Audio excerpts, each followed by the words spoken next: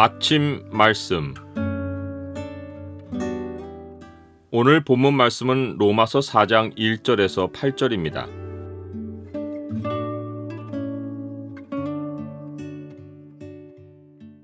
오늘 본문을 소망의 창으로 보면 하나님이 어떤 믿음을 의로 여기시는지가 보입니다. 소망의 창을 보여주는 구절은 4장 5절입니다. 이를 아니할지라도 경건하지 아니한 자를 의롭다 하시는 이를 믿는 자에게는 그의 믿음을 의로 여기시나니. 사도 바울은 지금까지 모든 사람이 율법의 행위로는 의롭다함을 얻지 못하고 모두가 죄 아래 있다는 사실을 선포했습니다. 이제 본문부터 본격적으로 믿음이 무엇인지를 설명합니다. 사도 바울은 믿음을 가장 잘 설명할 수 있는 예로 아브라함을 소개합니다. 아브라함은 유대인이나 헬라인이나 모두에게 적용되는 인물입니다. 먼저 유대인들은 아브라함을 자기들의 조상으로 여겼습니다. 그들은 자기들이 아브라함의 자손인 것을 매우 자랑스럽게 여겼습니다. 그러나 사실인즉 아브라함은 유대인의 혈통이 아닙니다. 여호수아는 아브라함의 출신을 이렇게 말했습니다. 여호수아가 모든 백성에게 이르되 이스라엘의 하나님 여호와께서 이같이 말씀하시기를 옛적에 너희의 조상들 곧 아브라함의 아버지 나홀의 아버지 데라가 강 저쪽에 거주하여 다른 신들을 섬겼으나. 아브라함은 본래 갈대아 우루 곧 바벨론 지역 출신입니다. 유대인은 아브라함을 유대인의 조상이라고 생각하지만 아브라함은 처음부터 약속의 땅 가나안에 산 유대인이 아니었습니다. 그는 이방신을 섬기다가 여호와 하나님의 부르심을 받아 가나안 땅으로 이주해온 이방 이주민이었습니다. 유대인들이 자기 정체성을 아브라함으로부터 끌어내지만 정작 아브라함의 정체성 출발은 이방인입니다. 더욱이 모든 사람이 자기 뿌리를 끝까지 찾아 올라가면 모든 사람의 조상은 아담입니다.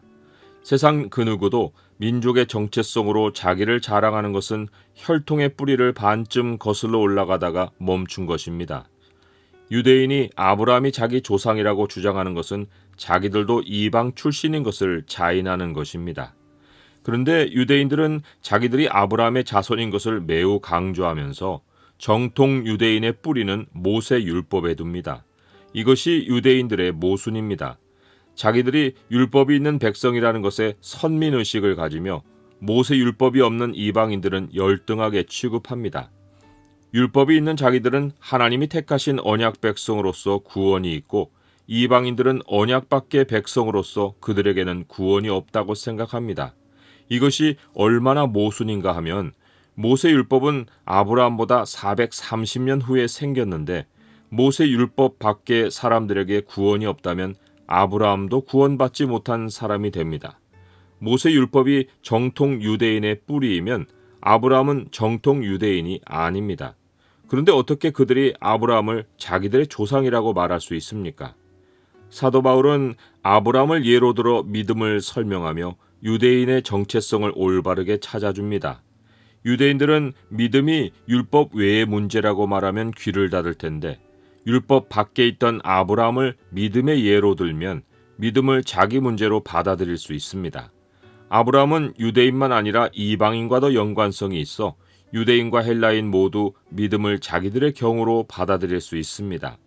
사도 바울은 유대인들의 귀가 번쩍 뜨일 성경의 기록을 인용합니다. 너무 유명한 말씀이어서 유대인들이면 모두 다 알고 있는 말씀입니다. 하지만 모든 사람이 율법으로 말미암아 죄 아래 갇혀 있는 사실을 알고 율법 외에 나타난 모든 믿는 자에게 미치는 하나님의 의에 관한 소식을 듣고 난 후 이 구절을 대하면 갑자기 눈이 떠지고 귀가 밝아질 수 있습니다. 그 성경 말씀은 아브라함이 하나님을 믿음에 그것을 그에게 의로 여겨진 바 되었느니라는 것입니다. 아브라함에게 모세 율법이 없었다는 것은 유대인들이 다 아는 사실입니다. 그렇다면 아브라함은 모세 율법을 행하여서 의인이 되지 않았고 될 수도 없습니다. 유대인들은 율법을 행함으로써 의롭게 된다고 믿었기에 율법보다 훨씬 더 이전 세대에 살았던 아브라함은 유대인의 율법에 따라서는 도무지 의인이 될 수 없습니다. 그런데 성경은 분명하게 아브라함이 의로 여겨진 바 되었다고 선포합니다. 그 근거는 아브라함이 하나님을 믿은 것입니다. 아브라함이 아무 내용 없이 하나님을 믿은 것이 아닙니다. 아브라함이 하나님을 믿은 것은 하나님의 약속을 믿은 것입니다. 여호와의 말씀이 그에게 임하여 이르시되 그 사람이 내 상속자가 아니라 내 몸에서 날 자가 내 상속자가 되리라 하시고 그를 이끌고 밖으로 나가 이르시되 하늘을 우러러 무뼈를 셀 수 있나 보라. 또 그에게 이르시되 내 자손이 이와 같으리라. 여기에 아브라함의 행위는 아무것도 없습니다.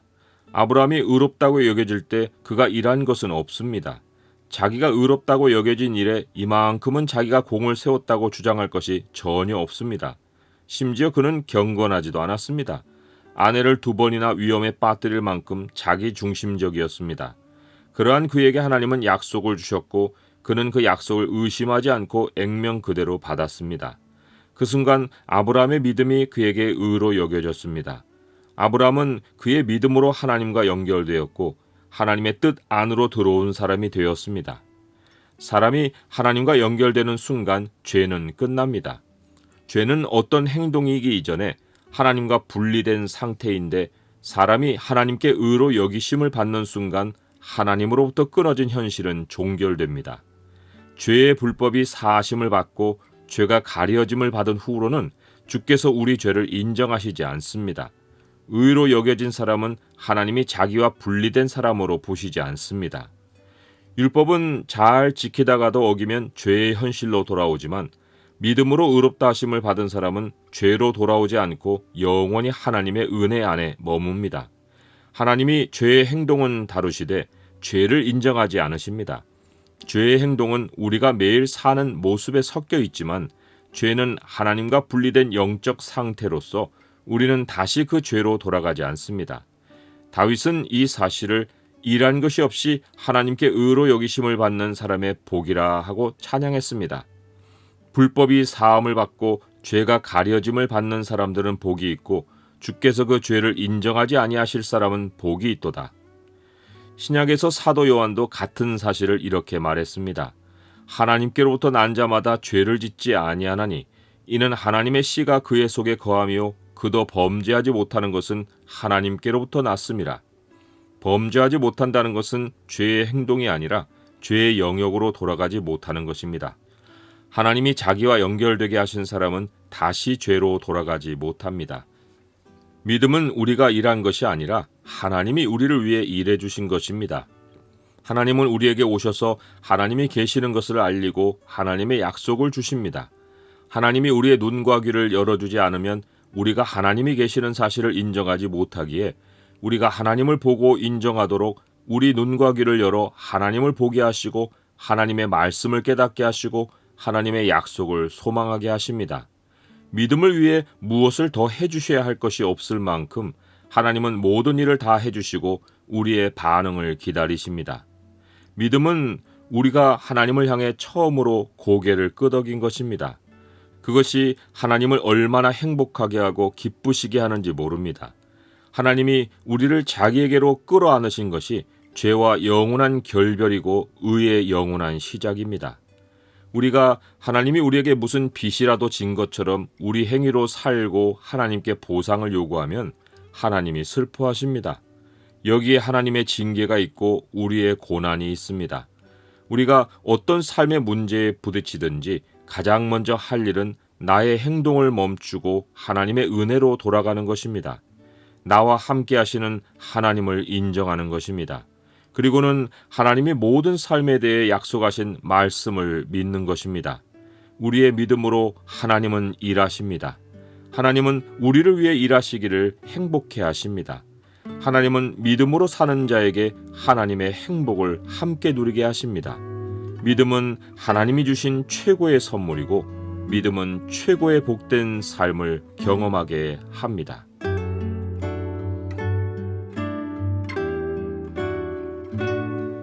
주님, 저의 행위가 저를 행복하게 하지 못합니다. 무엇을 해서 삶의 보상을 받으려는 태도를 버리게 하옵소서. 저는 무능하고 주님은 전능하십니다. 주님이 함께 하시어 모든 일을 이루소서. 주님이 약속하신 모든 말씀을 믿습니다. 예수 그리스도 이름으로 기도드립니다. 아멘.